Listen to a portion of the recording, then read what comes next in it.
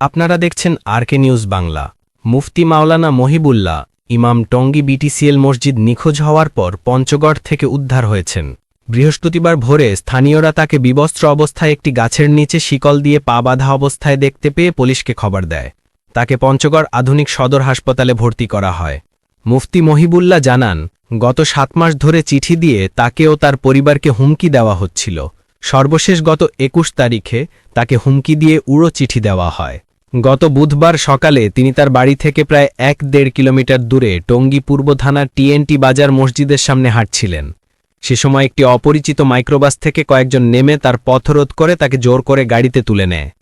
তার মুখ ও চোখ কালো কাপড় দিয়ে বেঁধে রাখা হয় এবং তার মাথায় আঘাত করা হয়।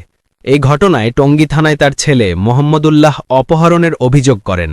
অভিযোগে তিনি বলেন, উগ্রবাদী হিন্দু ধর্মাবলম্বী সংগঠন ইসকন তার বাবাকে হুমকি দিয়ে আসছিল। চিঠিতে তাকে কুরআন পাঠ, আল্লাহ, মোহাম্মদ, ইসলাম শব্দ উচ্চারণ করতে বারণ করা হয় এবং বাংলাদেশকে পূর্ববঙ্গ বলতে বলা হয়। এছাড়া মুসলিম মেয়েদেরকে হিন্দু ছেলেদের সাথে প্রেম করতে উৎসাহিত করতে বলা হয়েছিল।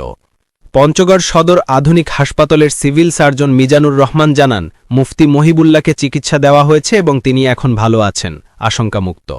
হাসপাতাল কর্তৃপক্ষ জানায়, সকালে মুফতি মহিবুল্লাহকে যখন আনা হয় তখন তিনি কিছুটা বিভ্রান্ত ছিলেন, তবে চিকিৎসার পর তিনি নিজের পরিচয় বলতে পারেন।